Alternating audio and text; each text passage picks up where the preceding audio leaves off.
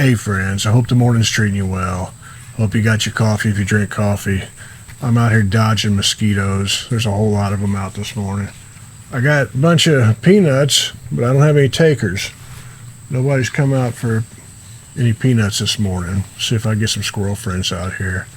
But just hanging out. I was thinking about AM radio. Kind of reached that point in my life. And I was thinking about, because I keep hearing these commercials. I've heard these for a few years about Save AM radio. And I'll be honest with you, I hadn't paid too much attention to it for a while, but I'll circle back to that. But I was thinking about when I was a kid, man. I would have a transistor radio, like the little bitty radio, one speaker. And most of the music that I listened to back then came out of that little bitty speaker. And when I hear people, like when MP3s came out and people complained about the sound quality, and they were right, but when I heard them going on and on about the sound quality of MP3s, I always thought of when I was a kid, man. I fell in love with music listening to that little tiny 1-inch speaker coming out of that little bitty transistor radio, and AM, one little dial on there, just trying to tune in the AM jams, as we called them when I was a kid. Like, what are you listening to? It's like, I'm rocking out to the AM jams, man. Probably 9 years old, feeling like I was completely with it. I'm rocking out to the AM jams, man. What do you think I'm doing? Got it up to your... And that's what AM radio was to me. And then when I got older, I would listen to baseball on AM radio. I listened to the Reds games coming out of Cincinnati on WLW. I listened to Al Michaels and Joe Nuxall call the Reds games. And then when Al Michaels got called up to the big time, I listened to Marty Brenneman and Joe Nuxall religiously. And so that's kind of what AM was to me. Late night radio, like driving. I really have fond memories of, some of you can relate to this, like traveling from trying to get to a gig or after a gig, listening to just whatever craziness you can find late night on the AM dial. And there wasn't a lot. But I would hear advice people like Sally Jesse Raphael on TalkNet. Remember Bruce Williams when he would tell you not to buy timeshares? Tune in, turn on TalkNet. We care. All of that stuff. Enjoyed all of that. It was radio, and it wasn't. People weren't angry. It got a little bit weird sometimes, but I enjoyed all of that, and that all happened on AM, and that's where I would find those low-powered country stations where somebody was never told that it wasn't 1963 anymore. Country music had moved on, and it just so happened I liked hearing 1963 country music, and it was beautiful to sit and listen to that. It wasn't a retro thing. And I would sit and think, man, there's classic rock radio, and that's big business. Like, these classic rock stations make a lot of money. When's somebody going to come up with, like, classic country stations? That's going to be a big deal. And by the time they came up with it and started doing it, the country music that they called classic was the country music that I thought kind of sucked. So I missed out my wave on that, but I'm getting off subject a little bit. But I would listen to Coast to Coast, and listen to Art Bell talk about flying saucers and all this craziness. I didn't believe any of it. It all seemed like performance art to me, but it was so fun driving in the middle of the night. Pitch black outside, nobody on the road, trying to get to the next town, and listening to somebody talk about being abducted by UFOs or some crazy person claiming they had a relationship with Bigfoot. You know, that's what AM radio was to me. And then the best thing, some of you guys might remember this, but this was the best. I remember driving even during the day, but it happened a lot at night in rural, when you get out in the middle of nowhere in Kansas, Colorado, Texas, New Mexico, Arizona, you know, wherever, you would be searching the dial and you wouldn't come across anything. And finally, you come across these little stations and there'd be a person talking and they'd be giving soybean prices, corn prices, you know, stuff like that. And they're just like reading this off and you're kind of like, what in the hell is this? And the person might have some kind of accent like this and all that. And you're just kind of, there's a ridiculousness to it at first. And we're all humans and we kind of like draw conclusions and we're stupid for doing that. But, you know, you get sucked in and you're kind of like, what the hell is this? And then they start talking and then somebody will start explaining. I've heard people start explaining about how there's a thunderstorm in Argentina that caused some kind of problems with such and such crops, and now it's affecting U.S. prices on soybeans, and they explain it in detail why it's affecting prices in Iowa, and they know what the hell they're talking about. And you're kind of, whoa, you know, or they talk about some kind of an E. coli outbreak in Canada and some grain bins and how it's causing this problem in the Southwest and blah, blah, blah. And it's really interesting where you kind of get sucked into it and you just realize, what other world did I just tune into? It's like, this is someone's entire life here. I just saw a window into another world that I didn't know existed. It's like when you, I don't know. Those moments were amazing to me, and I loved it. Oh, got a little squirrel coming up. There you go, buddy. Throw a couple, see if it comes out. And then there'd be other places where this is always happening in the middle of nowhere, and I'm guessing it's just because they had a hard time finding things to fill time on these slow-powered stations. So my favorites is when you would have somebody with like a swap meet on the air, and some host would take calls and hello, who is this? And so I said, this is Gladys. I'm over here in Beech Grove. Gladys in Beech Grove, what do you have? Well, I have an old coffee pot. It's from 1970s. It works pretty good, although you got to jiggle the handle, to get it to fire up a little bit. I'll take $7 for it. All right, anybody wants that? What's your phone number, Gladys? They leave the phone number. And they pick up the phone. Who's this? Oh, this is Otis over here and such. And I say, I got a can of a bunch of old peanuts. My squirrels stopped eating them, I'll sell them I think they're good peanuts, and, hell, they've been seen on YouTube. I'm going to sell these for $30. Here's my phone number. Give me a call.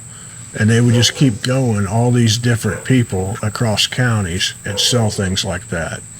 It's just like Craigslist, only it was over the phone. In the rural, there's always the crazy person who thought, well, this is a genuine something or other, and they want high dollar for it. There's no way in hell they're going to sell it. And there you go, buddy.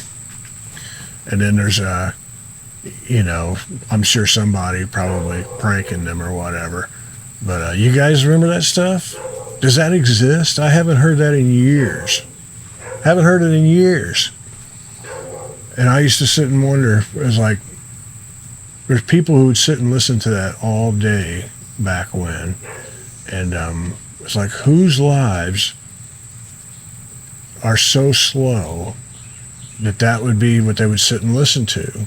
And like, imagine the attention span that people had. So where this is what we sat and listened to. This is what entertained us. And I loved it. I mean, I was all in. When that kind of stuff came around, I was in. I could drive another 3 hours And when you drove out of that signal, it was kind of a bummer, and you're like looking for another thing like that. And I have to hand it to you guys, because the only thing worse than listening to that is listening to some guy on YouTube talking about that. So I have to hand it to you. And this is, as you can probably tell, this is one of those days when sometimes I don't have like a whole lot to talk about. There's a lot that I did this week. There's not a lot to talk about, but I sat around when I was doing the things that I had to do to finish things, and for some reason I kept thinking about AM radio all week and thinking about it. And I guess there's a move to have AM radio removed from cars, and I didn't know whether that was a good thing or a bad thing. And I think that and I'm telling you right now, there's probably like a lot of lobbying arms and a lot of politics involved that I honestly don't know what they are. But off the top of my head, I would think that if the more local it is, it seems like it'd be a good idea to have AM radio exist in some way. I don't know whether it needs to exist in a car or not. But if there's a way to pick it up, like it'd be nice if I could pick it up on my phone, put it through the dash of the car.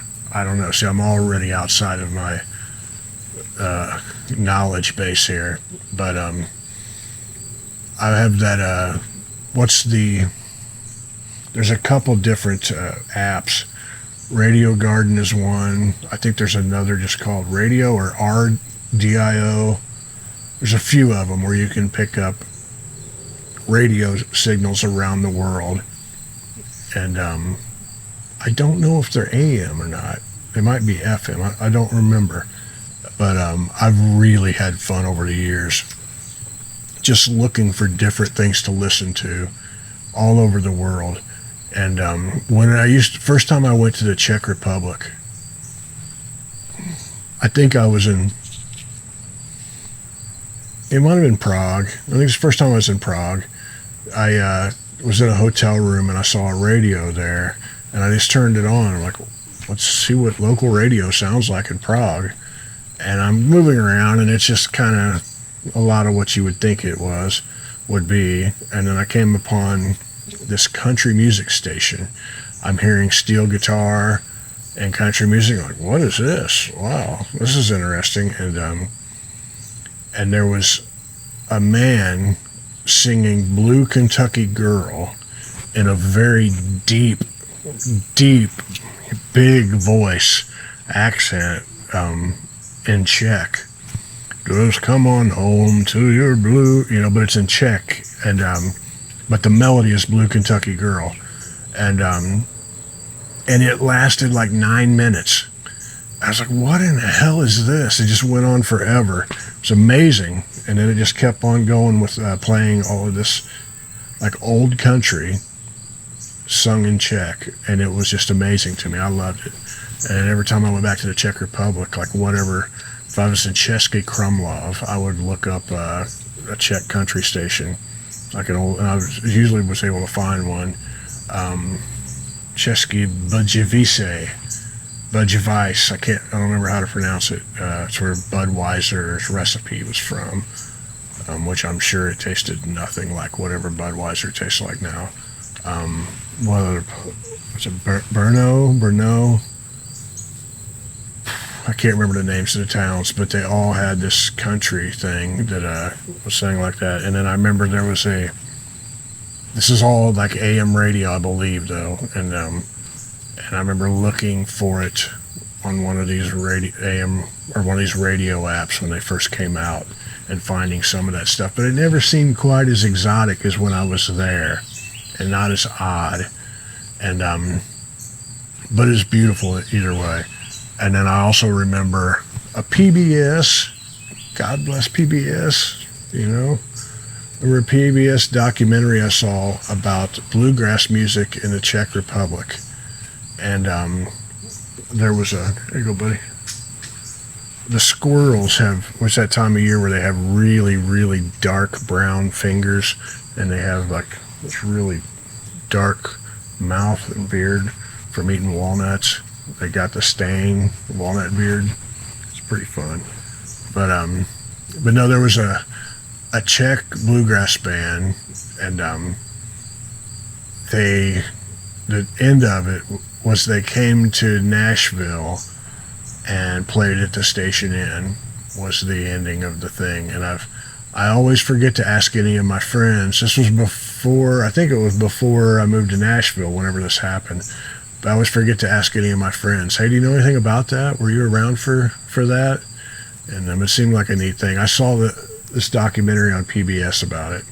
It's a neat cultural exchange. These people grew up loving bluegrass music, playing it in the Czech Republic, and finally traveled to Nashville and got to play it where they thought, at this amazing venue, which is true, this great, beautiful venue. They got to play bluegrass music there. Anyhow, AM radio, that's what I've been thinking about this week.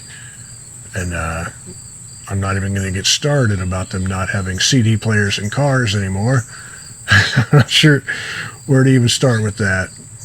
But anybody knows anything about AM radio that I don't, please tell me, because there's a whole lot I don't know in this world. And there's a lot I need to learn. But I have dates coming up. I'll put all of those in the comments down below. Chicago, if you're in Chicago, please come on out to the show. I want to see everybody. I want to meet everybody. I want to hang out and experience and feel something. Chicago, Indianapolis, Louisville, Cincinnati, Nashville, out in Houston, and private thing in Wimberley. And things have been really good. Things have been really, really good. And I'll leave it at that. The Kevin Kinney stuff was great, man. Kevin is a beautiful cat. I enjoyed that. I enjoyed hanging with Kevin. I think you guys really enjoyed watching the stuff with him too. And he's just a really beautiful cat and a real person, he's one of the real ones. And I enjoyed spending time with him. Anyhow, I'll put a link to one of those interviews up here in case you missed it. Watch this. If you didn't watch any of the Kevin stuff, watch this. You won't regret it. And I'll see you guys somewhere down the road. Much love to you.